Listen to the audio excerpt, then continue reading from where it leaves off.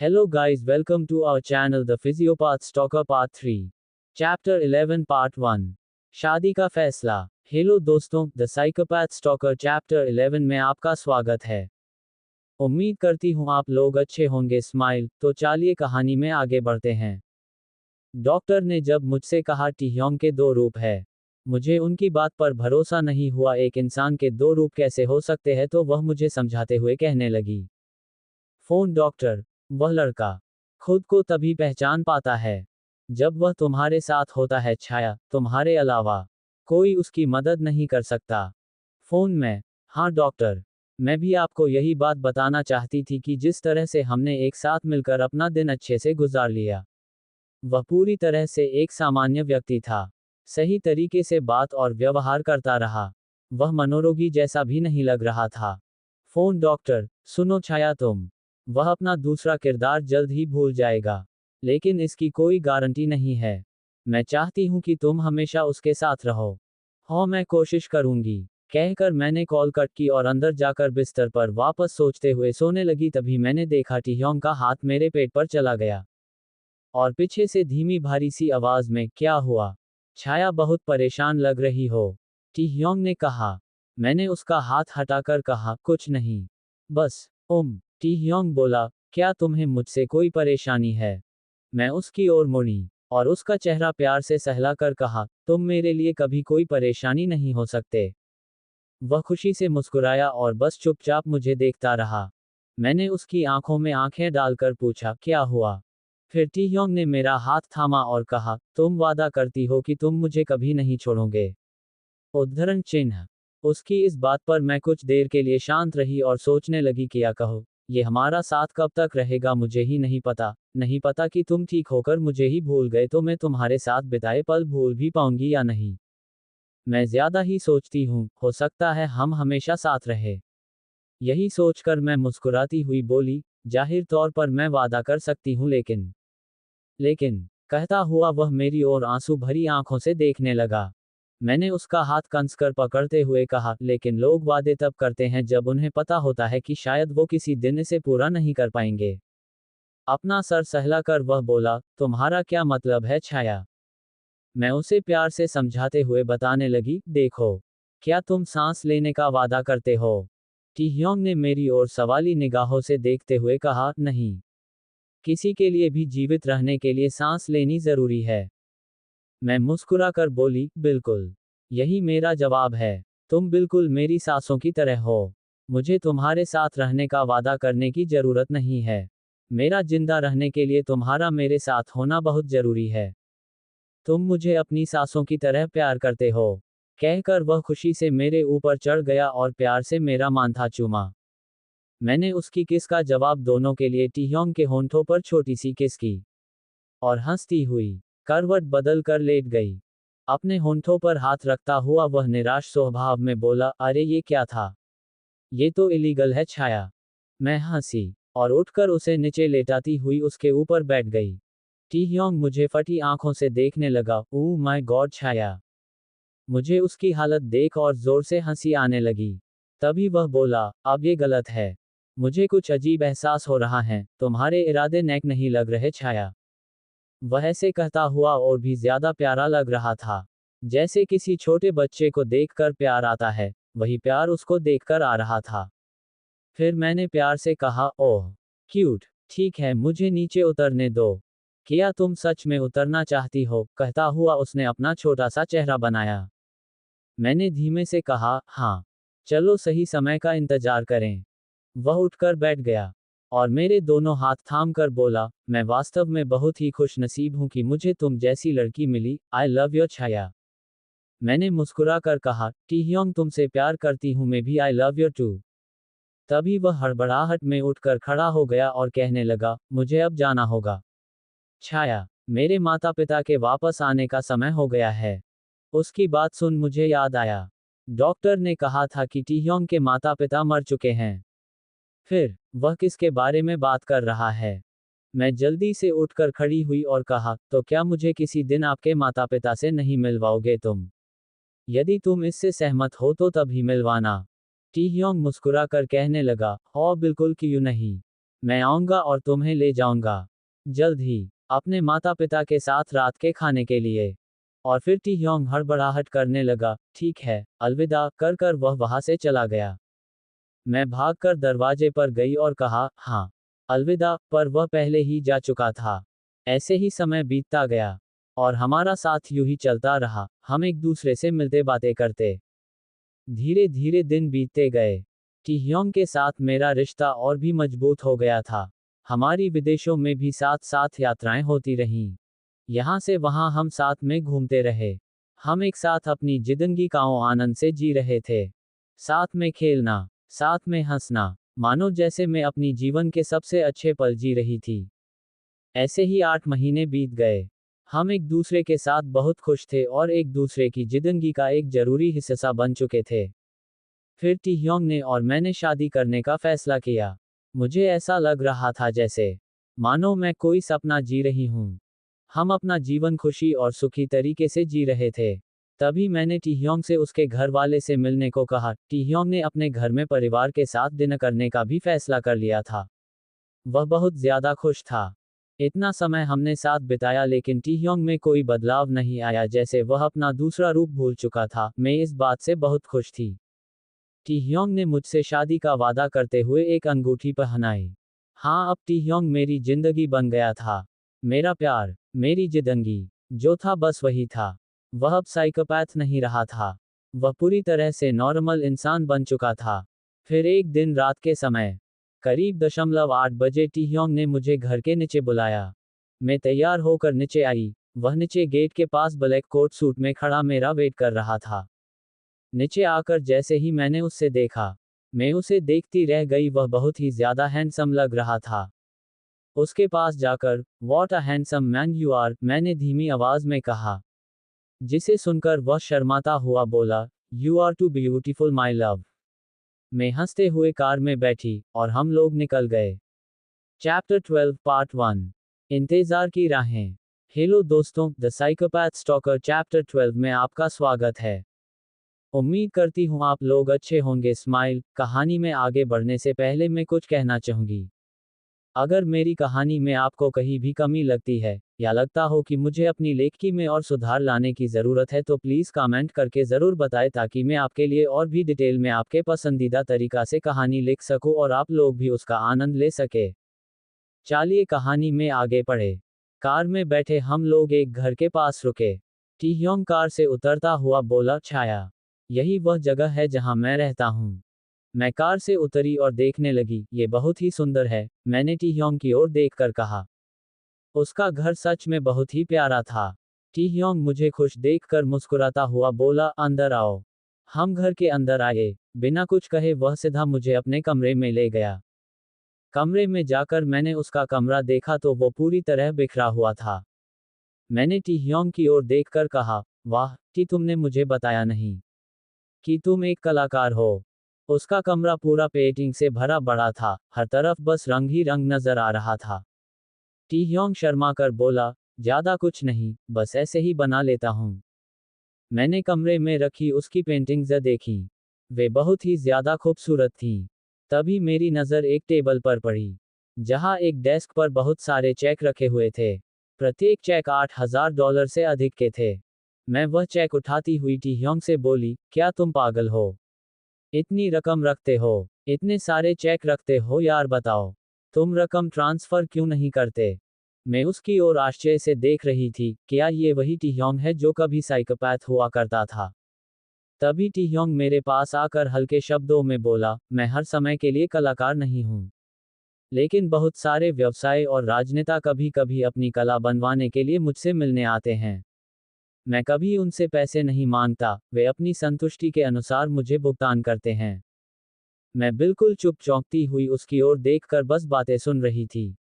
तभी मैंने T Hyeong के कंधे पर हाथ रखकर कहा, यार तुम बहुत ही कमाल के हो। वह मेरी तारीफ करने पर सर नीचे करके मुस्कुराया।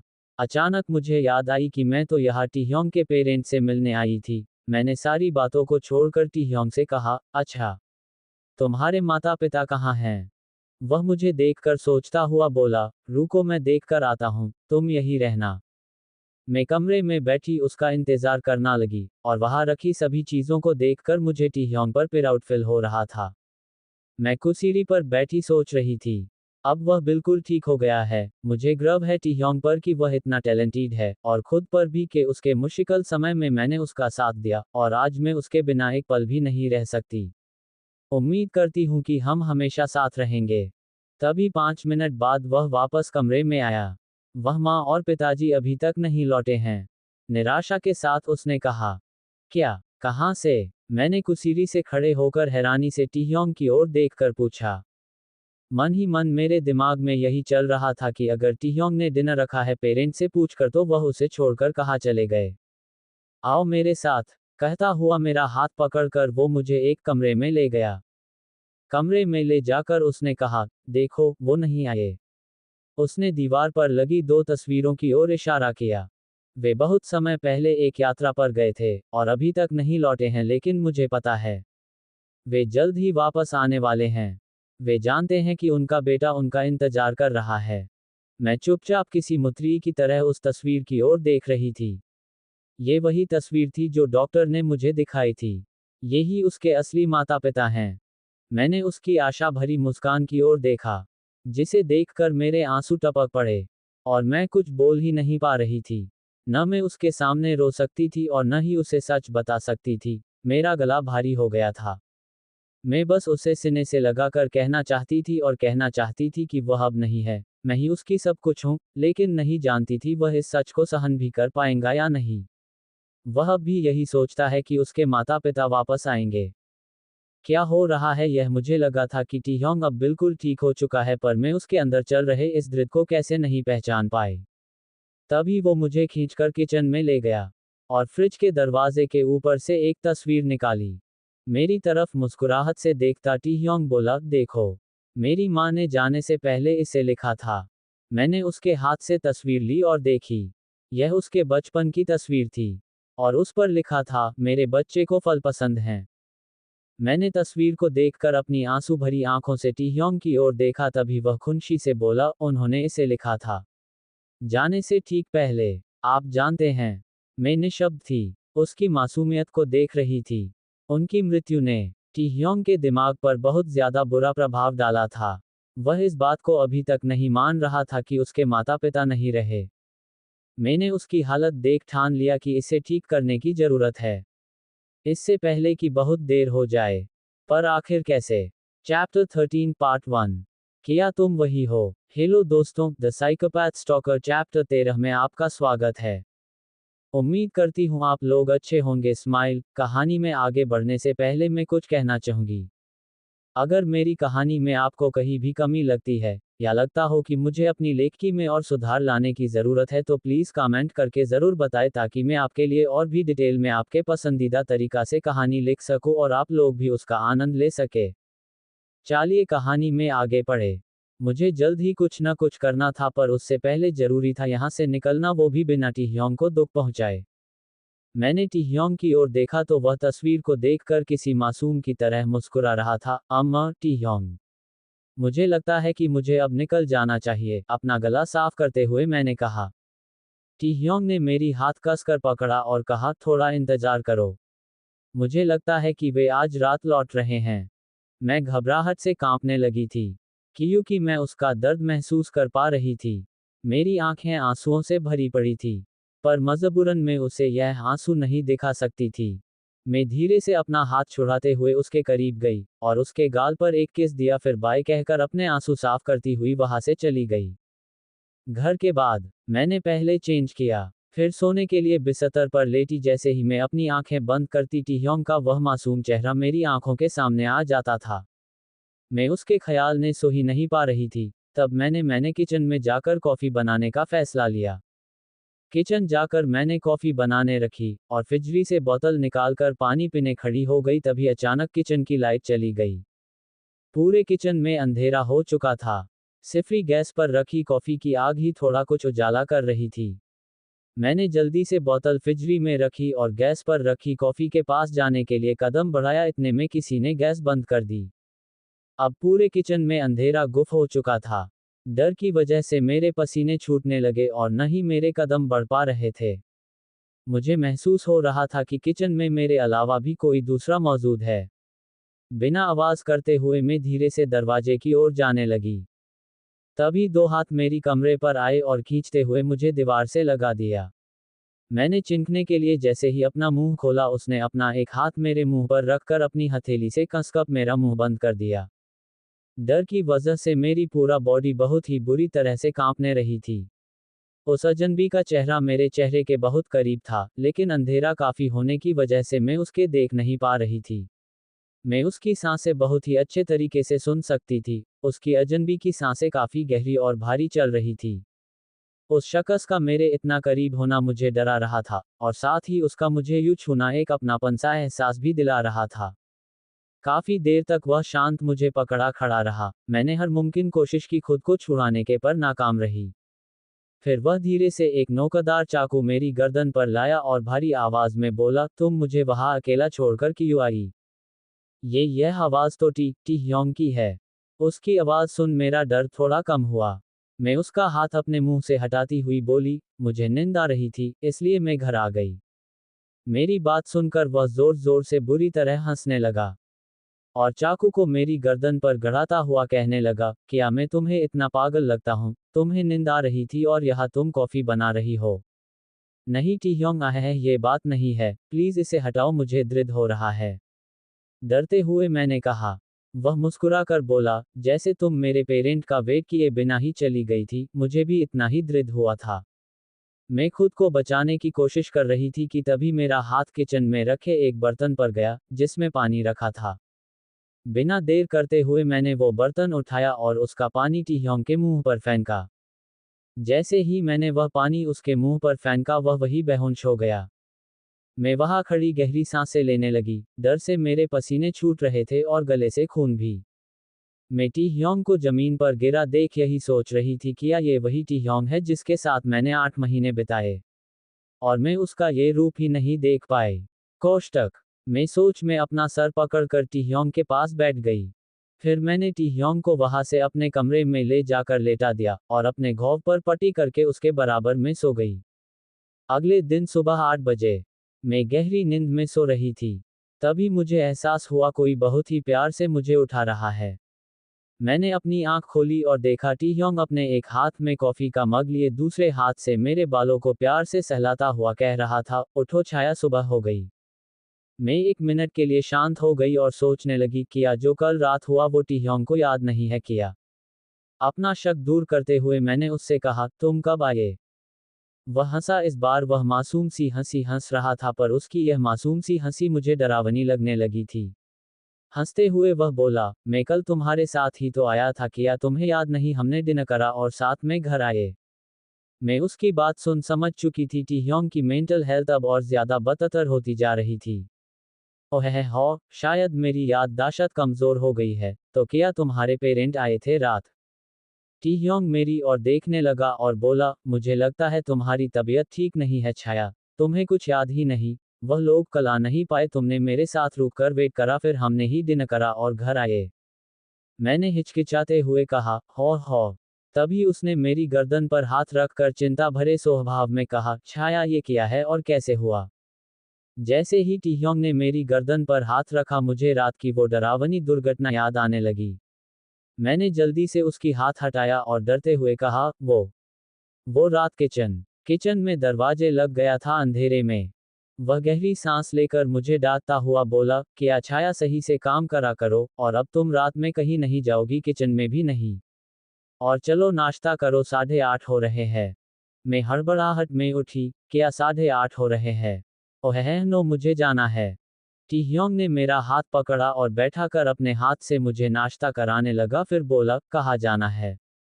मैं उसकी ओर दिखाते हुए बोली, मुझे कॉलेज में जाना है। वह मुस्कुराकर कहने लगा, चलो मैं छोड़ दूंगा तुम्हें। नहीं नहीं, मेरी दोस्त आ रही है, हम साथ में जा रहे हैं कॉलेज, तो तुम्हें आने की जरूरत नहीं।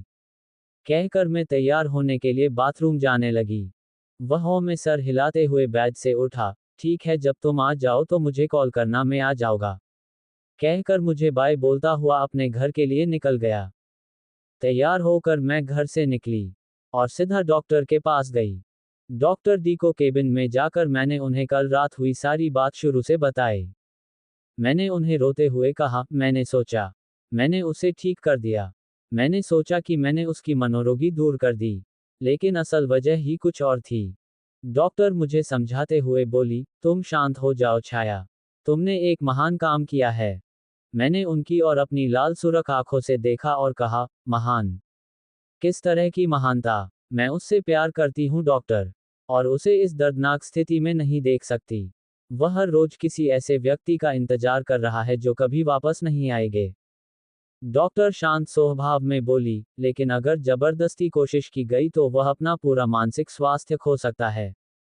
हम उसे अपने माता पिता की मृत्यु को स्वीकार करने के लिए मजबूर नहीं कर सकते, जो असल में वर्षों पहले हुई थी। मैंने डॉक्टर डी की ओर आशा भरी निगाहों में देखा और कहा, नहीं, कोई ऐसी चीज तो होगी जिससे हमें समाधान मिल सके। डॉक्टर सोच में पड़ गई, लेकिन कैसे? कुछ देर सोचने के बाद मैंने कहा, डॉक्टर मेरे पास एक तरीका है। कैसा तरीका? कहती हुए डॉक्टर मेरे करीब आई। फिर मैंने डॉक्टर को शुरू से सारा प्लान बता दिया। डॉक्टर हैरत में मुझे देखती हुए बोली, बढ़िया दिमाग छाया, मानना पड़ेगा तुम्हें, कमाल की हो तुम। लेकिन इसके दो नतीजे हो सकते हैं, या तो पूरी जीत या पूरी हार। तुम मुझे समझ रही हो ना क्या कहना चाह रही हूं मैं? मैंने डॉक्टर से हाँ में सर हिलाते हुए कहा, मैं तैयार हूं डॉक्टर। डॉक्टर मुस्कुराई, तो ठीक है, योजना के अनुसार उसे कल यहाँ ले आओ तुम। जी बिल्कुल, कहकर मैं घर जाने के लिए खड़ी हो गई। दरवाजे तक जाते ही डॉक्टर ने मुझे आवाज लगाई। मैंने पीछे मुड़कर देखा, तब वह बोली, छाया, क्या तुम्हें यकीन है? यह एक बड़ा कदम है। हाँ डॉक्टर, अब बस यही एक रास्ता है। मैंने उनकी ओर देखकर फुल कॉन्फिडेंट में कहा।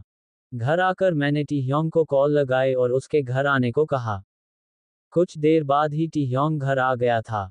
हमने साथ में डिनर करा। डिनर करते टाइम वह बिल्कुल नॉर्मल था। मैंने सोचा क्या ये वही मौका है कहने का, पर फिर मेरे दिमाग में आया कि कल ही कहना बेहतर होगा। डिनर करने के बाद हम दोनों बेड पर लेटे हुए बातें कर रहे थे। तभी ने टी ह्योंग पूछा, तुम्हारा दिन कैसा रहा आज? हिचकिचाते हुए मैंने हाँ में सर हिलाते हुए कहा, हम ठीक था, और तुम्हारा कैसा था? उसके चेहरे पर मुस्कान आ गई और मेरे करीब आकर धीमी सी आवाज में टी ह्योंग ने कहा, तुम मेरे साथ नहीं थी, तो कैसा ही होगा दिन मेरा? मैंने शर्माते हुए उसको अपनी बाहों में भर लिया। कुछ देर बाद हम एक दूसरे को छिपते हुए सो गए। अगले दिन नाश्ते के बाद मैं टी ह्योंग के पास जाकर बैठ गई और उसके बाल सहलाते हुए बहुत ही प्यार से बोली, सुनो टी ह्योंग। उसने मेरी ओर देखा और मेरे दोनों हाथ थामता हुआ बोला, बेबी तुम मुझे कभी मेरे पूरे नाम से नहीं बुलाती। क्या हुआ है बताओ? मैं हिचकिचाने लगी और कहा, कुछ नहीं बस अम्मा, वो मेरी एक दोस्त है, उसे एक पेंटिंग चाहिए। तो मैंने उससे कहा कि तुम एक महान कलाकार हो, क्या तुम उसके लिए पेंटिंग कर सकते हैं? टी ह्योंग मुझे देखकर मुस्कुराया और हंसते हुए बोला, इसमें इतना हिचकिचाने की क्या बात थी, मैं जरूर बनाऊंगा और मेरे लिए निश्चित रूप से यह बहुत खुशी की बात होगी। मैं खुश होती हुई कहने लगी, ठीक है, हम अब जा रहे हैं। फिर वह मुझे शक की निगाहों से देखता हुआ कहने लगा, क्या ये पेंटिंग्स इतनी जरूरी है? तो तुम जल्दी क्यों कर रहे हो? आह मम्मा, और ये बहुत ही जरूरी है। चलो अब देर मत करो, मैंने उससे उठाते हुए कहने लगी। ठीक है मेरा बच्चा, जो भी कहे। हंसता हुआ वह मेरे साथ चलने लगा। मैं मुस्कुराई और हम कार में बैठकर निकल गए। वहां पहुंचकर मैं उसको बिना कुछ कहे क्लिनिक के अंदर ले आई। अंदर आते ही टी ह्योंग ने कहा, यह एक क्लिनिक जैसा लगता है। मैं, हाँ, ये है। रुको, कहकर मैं डॉक्टर को ढूंढने लगी। क्लिनिक पूरा खाली था, वहां कोई भी नहीं था। कुछ देर बाद डॉक्टर डी क्लिनिक में पहुंची। उनको देखकर मैंने कहा, हेलो मैम। तभी टी ह्योंग डॉक्टर डी को देखकर मुझसे भारी आवाज में बोला, छाया, तुम मुझे किस लिए डॉक्टर के पास ले आई हो? मैंने डॉक्टर डी को देखकर इशारा किया और टी ह्योंग से कहा, वो असल में। मुझे रोकती हुई डॉक्टर बोली, आप रुके छाया, यह मेरा काम है, इसलिए मैं समझाऊंगी। ठीक है। मैंने उनकी बात पर हाँ में सर हिलाया तो वह बोली, टी ह्योंग मेरे बच्चे, मैंने छाया से तुम्हारे बारे में बहुत कुछ सुना है। डॉक्टर, मेरा दोस्त एक बड़ा व्यवसायी है।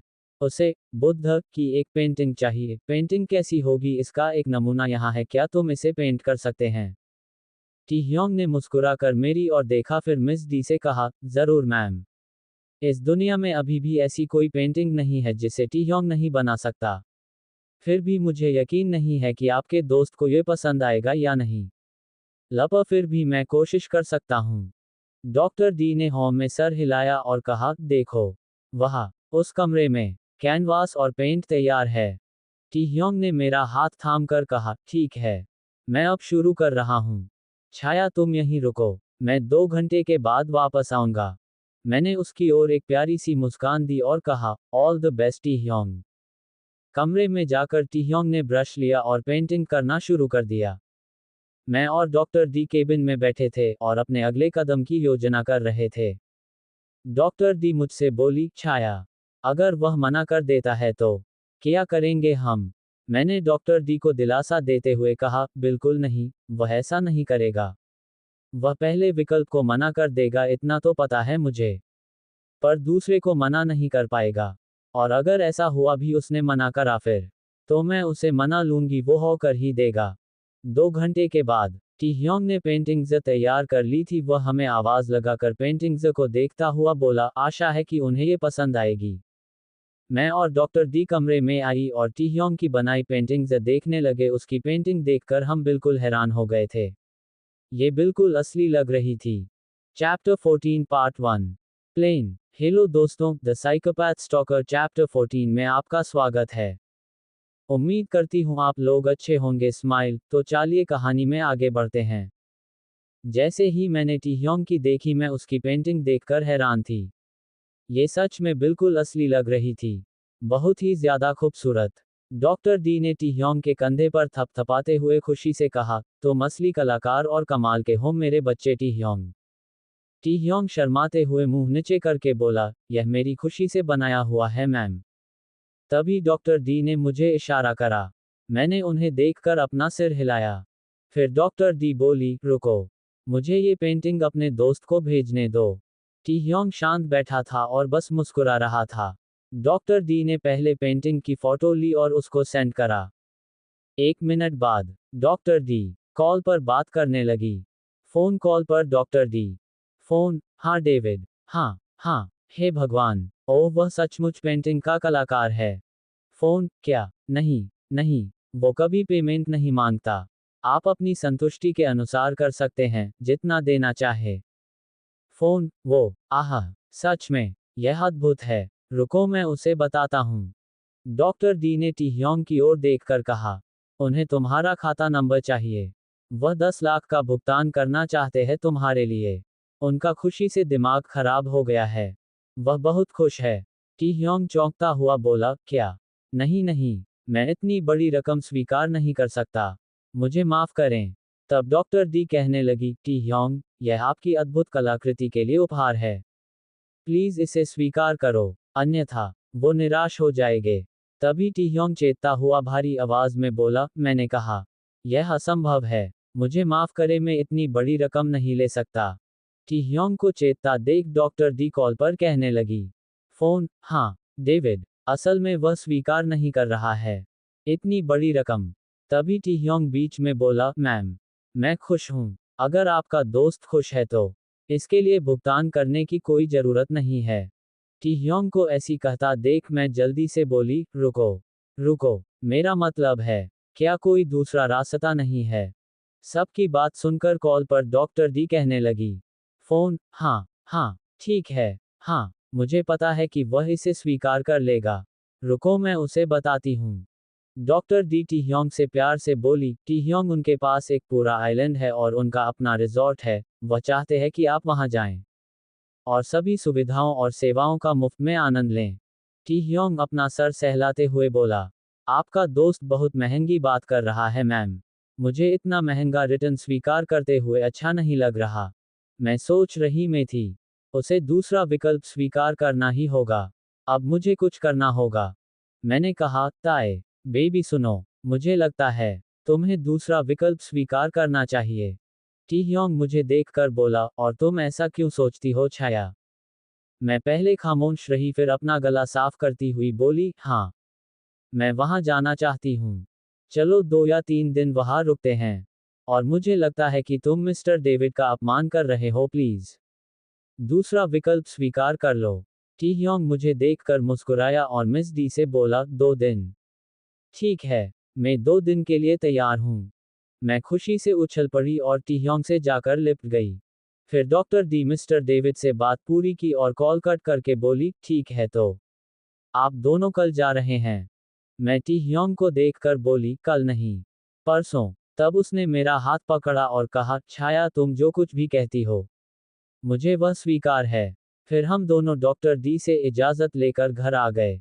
रूम में आने के बाद मुझे डॉक्टर डी से मैसेज मिला, हाँ छाया, अब तुम्हारी बारी है।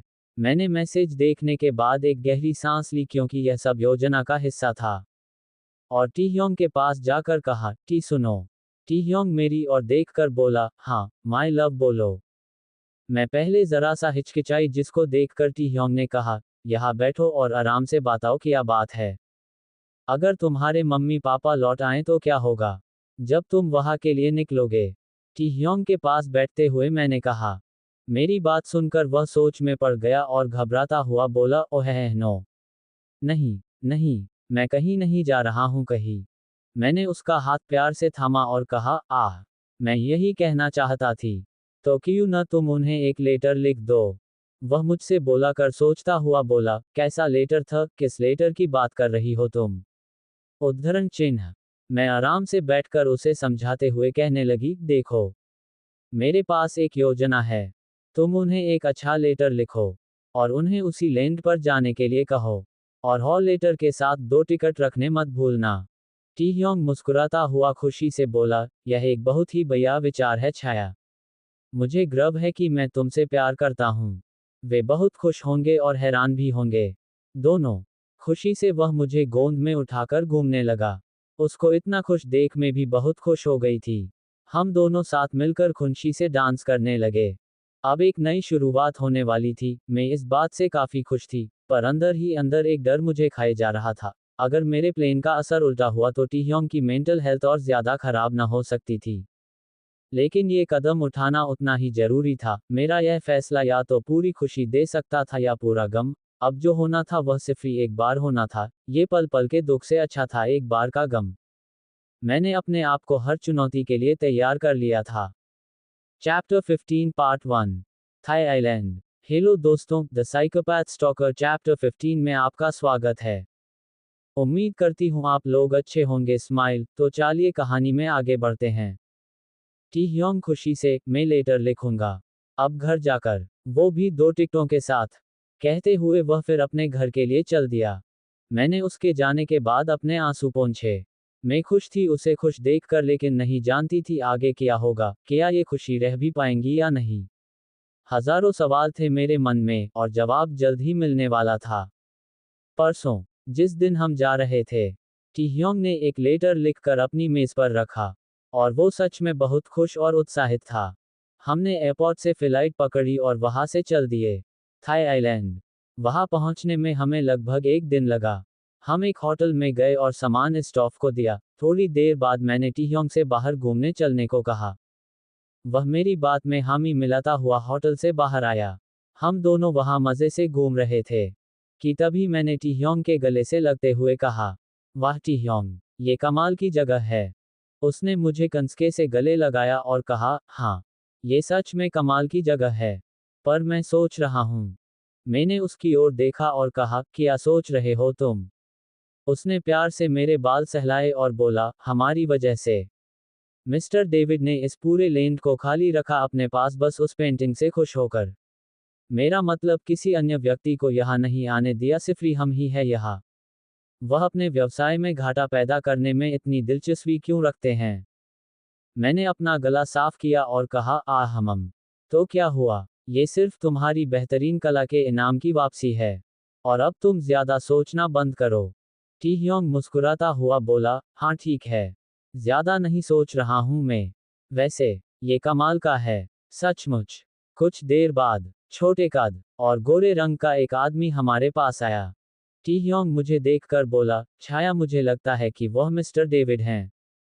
मिस्टर डेविड ने अपना हाथ आगे बढ़ाते हुए कहा, हेलो मिस्टर टी ह्योंग और मिस छाया। और जल्द ही मिसेस छाया टी ह्योंग बनने वाली हो।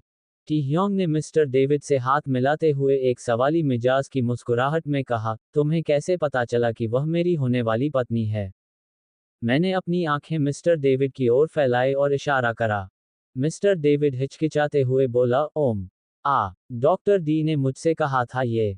तब वह हंसकर बोला, मिलकर अच्छा लगा सर आपसे, आपने हमारे लिए बहुत कुछ इंतजाम किया यहाँ। I am very thankful to you.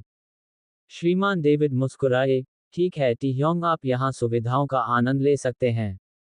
पानी की बोट, जहाज, क्रूज कारें, सब कुछ। खाने के पैसे दोनों की भी जरूरत नहीं है आपको। टी ह्योंग हिचकिचाती हुई मुस्कान के साथ बोला, वैसे हम लोग यहाँ मुश्किल से केवल 2 दिनों के लिए ही रुकेंगे।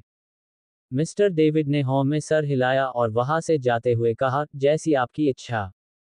उनके जाने के बाद मैंने अपना पेट पकड़ते हुए छोटा सा मुंह करके टी ह्योंग की ओर देखकर कहा, क्या मुझे अपना दोपहर का लंच कर लेना चाहिए या नहीं? टी ह्योंग हंसते हुए बोला, हाँ हाँ चलो माय बेबी। ये सब एक खूबसूरत पल थे। हमने बातचीत की और खूब आनंद लिया और खूब पेट भरकर खाना खाया। लेकिन मैं जो सोच रही थी वह बस कल के बारे में था। हाँ, कल एक बड़ा दिन है। हम होटल में लंच करके बैठे थे तभी टी ह्योंग मेरा हाथ पकड़कर सहलाने लगा। मैंने उसकी ओर देखा तो वह मुझे भरी आंखों से देख रहा था। मैंने उसकी आंखों में देखा, ऐसा लग रहा था जैसे वह मुझसे कुछ कहना चाहता था। मैंने गहरी सांस ली और कहा, कुछ कहना चाहते हो तुम? तब वह अपना हाथ रोककर बोला, जब से हम आए हैं मैं तुम्हें देख रहा हूं, तुम परेशान हो। तुम्हारे दिमाग में क्या चल रहा है छाया? तुम मुझे क्यों कुछ नहीं बताती? मैं उसकी बात सुनकर थोड़ी कांपने सी लगी थी। वह भी मुझे उस तरह महसूस कर सकता था जैसे मैं उसे करती हूं। अपना हाथ हटाते हुए मैंने धीमी आवाज में कहा, कुछ नहीं, बस भूख लगी थी। दोपहर का खाना हो गया, चलो होटल के कमरे में चलते हैं। मैं आराम करना चाहती हूँ। टी ह्योंग को मेरी बात सुन थोड़ी राहत सी मिली और वह बोला, जरूर, चलो चलें। फिर हम होटल के रूम में पहुंचे। मैं कमरे जाकर बोली, वाह, बहुत ही खूबसूरत है ये रूम। उद्धरण चिन्ह। हाँ, ये सब सुंदर है। टी ह्योंग ने मुझे देखकर मुस्कुराते हुए कहा, मुझे नींद आ रही है। शुभ दोपहर टी। मैं सोना चाहती हूँ। बिस्तर पर फैलते हुए मैंने कहा। टी ह्योंग हंसते हुए कहने लगा, हाँ, मेरा सोया हुआ भालू हो तुम। मीठे सपने देखो खूब। मैंने टी ह्योंग को एक नजर गौरा और कहा, और तुम मेरे विंटर भालू हो। आह, मुझे नींद आ रही है। कहते हुए मैंने टी ह्योंग को बिस्तर पर खींचा और उससे लिपटते हुए मैंने उसे आधा गले लगा लिया। मेरी इस हरकत पर वह मुस्कुराया और मुझे कसम कर पकड़कर लेट गया। मैंने धीमी आवाज में कहा, टे। मेरे लिए नींद का एक गाना गाओ। तब टी ह्योंग ने प्यार से मेरा माथा चूमा और एक प्यारा सा गाना गाने लगा। उसका गाना सुनकर मेरी आंखों से आंसू भरी आए थे। मैंने अपना चेहरा उसके सीने में छिपा लिया और मुझे रोना आ गया। कल क्या होगा ये सोचकर। जिस तरह से मैं तुमसे झूठ बोल रही हूँ टी ह्योंग, मैं तुम्हारे साथ रहने के लायक नहीं हूँ।